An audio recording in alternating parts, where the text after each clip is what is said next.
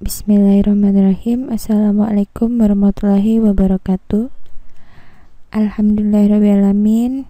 Kita dapat melanjutkan pertemuan yang ketiga, masuk kepada pembahasan kita, yaitu uji bipariat. Pertanyaan yang sering muncul dalam analisis data adalah, uji hipotesis apa yang kita pakai untuk menguji set data yang kita miliki? Jawabannya tentu saja kita menggunakan uji hipotesis yang sesuai. Uji hipotesis yang sesuai akan membawa kita pada pengambilan kesimpulan yang sahih. Akan tetapi, untuk mencapai keputusan untuk menggunakan uji tertentu, tentu saja kita harus didasari berbagai pertimbangan. Nah, jadi pertimbangan apa saja yang harus kita pikirkan untuk menentukan uji hipotesis?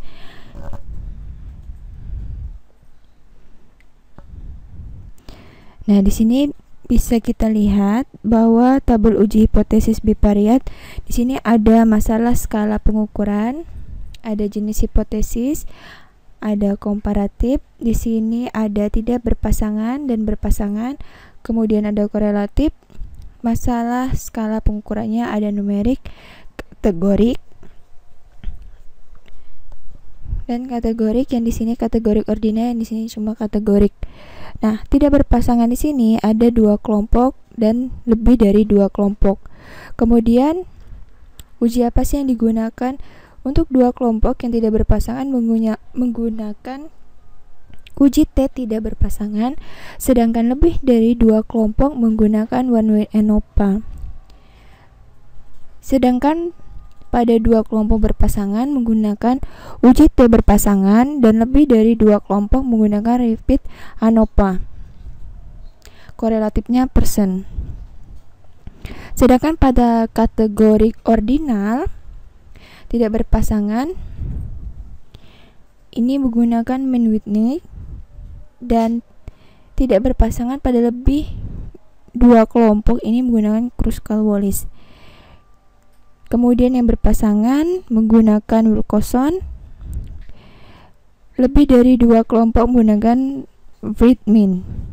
Korelatifnya Spearman, Summer, Gemma. Sedangkan kategorik tidak berpasangan di sini menggunakan chi-square, Fisher, Kolmogorov, Smirnov, atau tabel B kali K. Sedangkan yang berpasangan menggunakan Nemar, Gottgren, marginal homogeneity, Wilcoxon, Friedman, atau prinsipnya P kali K. Sedangkan korelatifnya menggunakan koefisien kontingensi lambda. Nah, sedangkan uji dengan tanda persen ini yaitu merupakan uji parametrik. Sedangkan tanda yang panah ke bawah ini menunjukkan uji alternatif jika syarat uji parametriknya tidak terpenuhi, maka menggunakan uji seperti Mann-Whitney, Kruskal-Wallis, Wilcoxon, Friedman, Spearman, Summer, Gemma. Kemudian untuk hipotesis komparatif numerik ini numerik perlu diperhatikan banyaknya kelompok. Sedangkan uji hipotesis komparatif kategorik tidak berpasangan, pemilihan uji menggunakan tabel B kali K. Untuk hipotesis komparatif kategori berpasangan seperti ini, pemilihan uji menggunakan P kali K. Dengan berpedoman pada tabel di atas, sesungguhnya kita sudah dapat menentukan uji hipotesis yang sesuai dengan set data yang kita miliki. Seperti apa sih langkah-langkah penggunaan tabel uji hipotesis?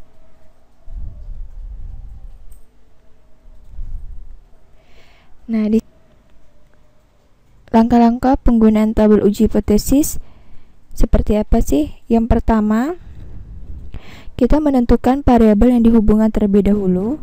Yang kedua, menentukan jenis hipotesisnya seperti apa. Ini. Kemudian menentukan masalah skala pengukurannya, apakah numerik atau kategorik. Kemudian menentukan berpasangan atau tidak berpasangan. Menentukan jumlah kelompok atau menentukan jenis tabel bila jenis hipotesis komparatif numerik. Tentukan banyaknya kelompok, apakah 2 kelompok atau lebih dari 2 kelompok. Bila jenis hipotesis komparatifnya kategorik, tidak berpasangan, tentunya jenis tabel B kali K. Bila jenis hipotesis komparatif kategorik berpasangan, tentukan jenis prinsipnya P kali K. Dengan demikian, kita dapat menentukan uji hipotesis bivariat dengan syarat yang harus kita miliki. Kita harus memahami beberapa istilah.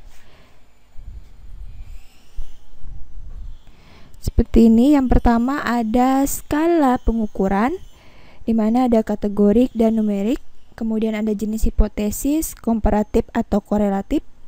Kemudian masalah skala pengukurannya, numerik dan kategorik tadi sama seperti ini skala pengukuran.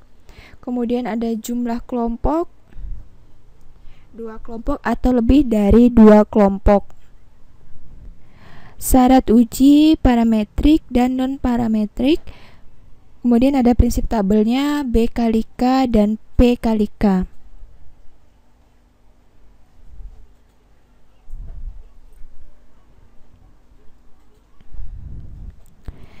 Nah, di sini ada skala pengukurannya, nominal, ordinal, interval, dan rasio.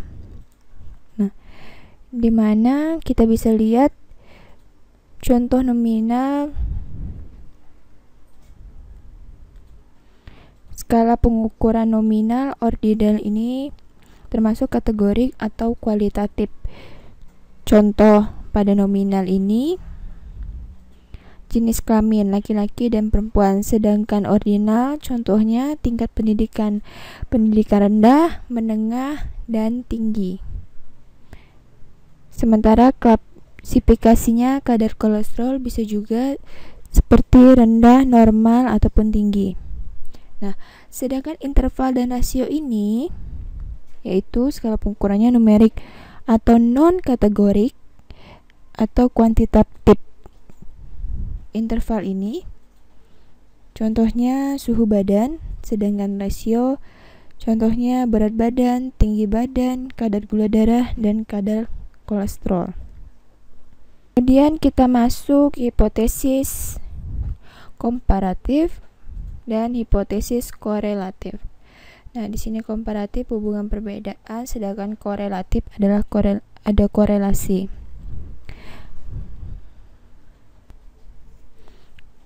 Nah, di sini kita lihat apakah perbedaan hipotesis komparatif dan korelatif.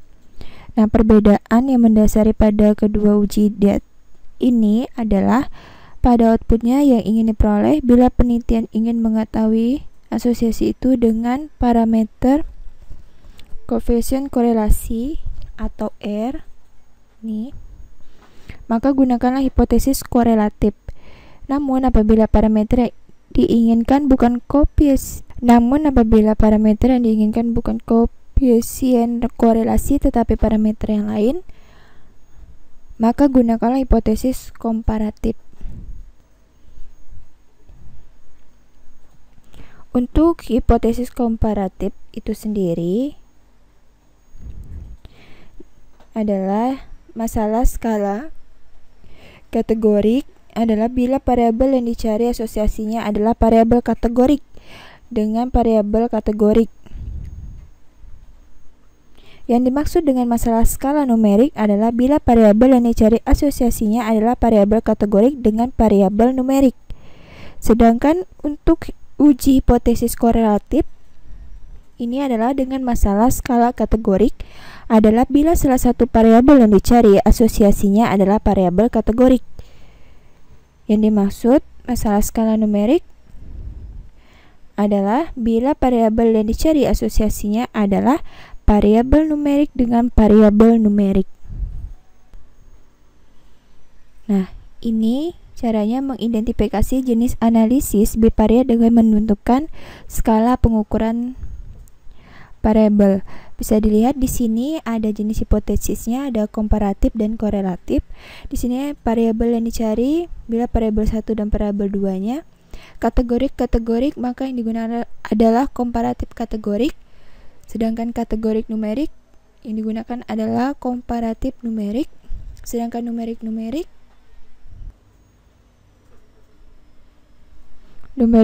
istilahnya itu tidak ada.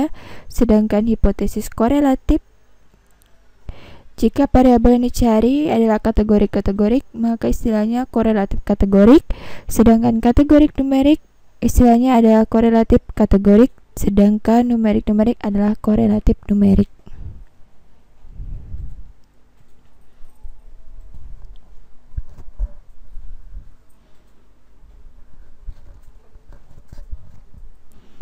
Baik, di sini kita melihat pasangan dan jumlah kelompok. Di sini ada 2 kelompok tidak berpasangan. Jadi 2 kelompok tidak berpasangan ini yaitu pasangannya 2 kelompok data yang berbeda. Kemudian 2 kelompok berpasangan, 2 kelompok datanya yang sama. Kemudian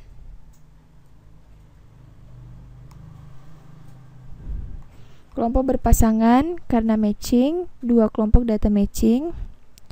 Sedangkan kelompok berpasangan karena desain crossover-nya 2 kelompok sama dengan 2 kali pengukuran. Jadi ya, pasangan dan jumlah kelompok yang digunakan. Nah, di sini ada pasangan dan jumlah kelompok. 2 kelompok tidak berpasangan. Ini ketika kita mengukur tekanan darah, subjek penelitiannya, kemudian subjek penelitian tersebut berasal dari 2 kelompok, yaitu kelompok daerah rural dan kelompok daerah urban.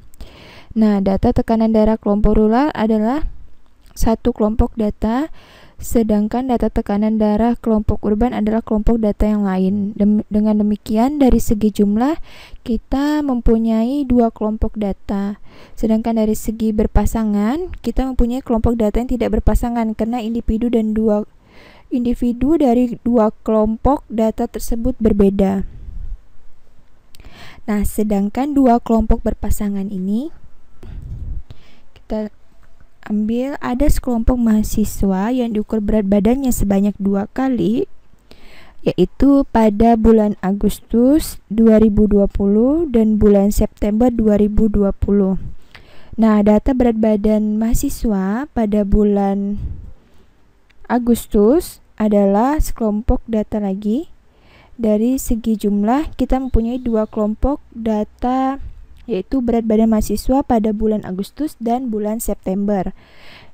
Dari segi berpasangan kita mempunyai 2 kelompok data yang berpasangan karena individu dari kedua kelompok data tersebut adalah individu yang sama. Kemudian kelompok berpasangan karena matching, sama dengan 2 kelompok tidak berpasangan tadi. Kita mengukur tekanan darah subjek penelitian berasal dari 2 kelompok, yaitu kelompok daerah rural dan kelompok daerah urban. Dalam prosedur pemilihan subjek penelitian tersebut, kita melakukan proses matching, yaitu setiap subjek dari kelompok rural dicarikan pasangannya yang mempunyai karakteristik yang sama dengan subjek dari kelompok urban. Dengan demikian, dari segi jumlah kita punya 2 kelompok data, sedangkan dari segi berpasangan kita mempunyai kelompok data yang berpasangan karena ada proses matching. Dan kelompok berpasangan karena desain crossover, di mana jenis data kelompok berpasangan bisa juga diperoleh dari suatu uji klinis yang menggunakan desain crossover. Pada desain ini, pada periode tertentu, subjek penelitian akan menerima obat A. Setelah menyelesaikan obat A, subjek penelitian akan menerima obat B selama periode tertentu. Dengan cara ini akan diperoleh data ketika subjek penelitian menggunakan obat A Dan ketika subjek penelitian menggunakan obat B, data obat A dengan data obat B dikatakan berpasangan karena data tersebut diperoleh dari individu yang sama. Jadi berpasangan dan tidak berpasangan, dua atau lebih kelompok data dikatakan berpasangan apabila data tersebut dari individu yang sama, baik karena pengukuran berulang, proses matching, atau karena desain crossover. Dua atau lebih kelompok data dikatakan tidak berpasangan apabila data berasal dari subjek yang berbeda tanpa prosedur matching.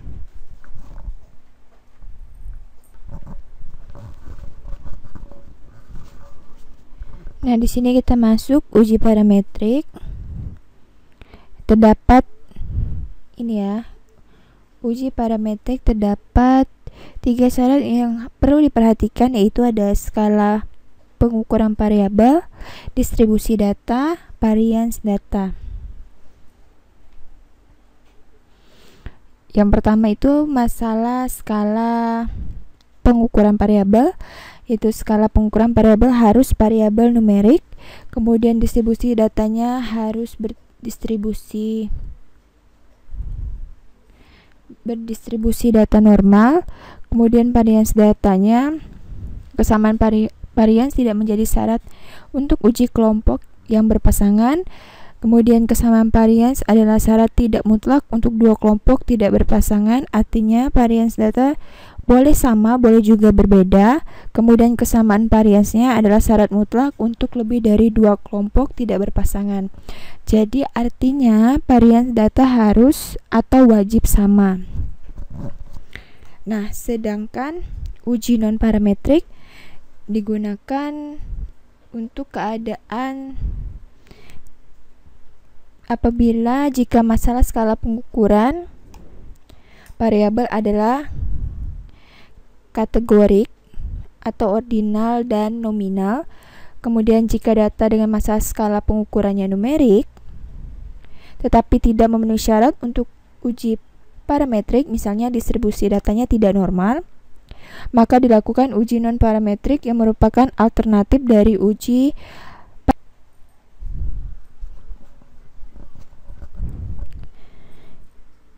Nah, di sini bisa dilihat ada prinsip tabel B kali K dan P kali K. Nah, di mana kita harus memahami apa yang dimaksud dengan tabel B kali K dan prinsip P kali K. Pada tabel uji hipotesis dijelaskan bahwa B kali K digunakan untuk hipotesis komparatif kategorik tidak berpasangan, sedangkan P kali K ini untuk hipotesis komparatif kategori berpasangan. B itu adalah singkatan dari baris dan K itu adalah kolom. Pada baris B umumnya diletakkan variabel independen atau bebas, sedangkan pada kolom K diletakkan variabel dependen atau terikat. Jadi jenis tabel itu ditentukan oleh jumlah baris dan kolomnya. Jika jumlahnya baris ada 3 dan kolomnya 3, maka tabel tersebut disebut tabel 3 kali 3. Jadi seperti itu juga P kali K.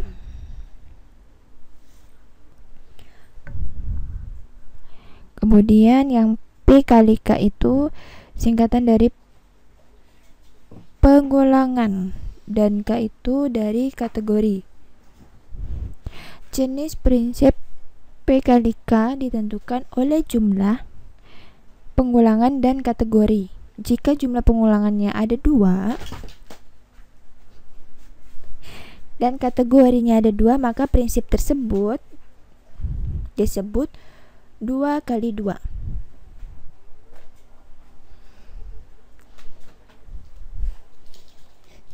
Ini ada contoh ketika judulnya adalah hubungan berat lahir, riwayat MPASI, usia kehamilan, dan IMT orang tua dengan kejadian obesitas pada balita. Nah, di sini kalian bisa lihat ada variabelnya berat lahir, Di sini ada 2, kurang dari 3 kilo dan lebih atau sama dengan 3 kilo. Kemudian ada riwayat MPASI-nya lebih dari atau sama dengan 6 bulan atau kurang dari 6 bulan. Kemudian ada usia kehamilan kurang dari atau sama dengan 36 minggu dan lebih dari 36 minggu. Di sini ada kejadian obesitasnya, tidak obesitas dan obesitas. Nah, di sini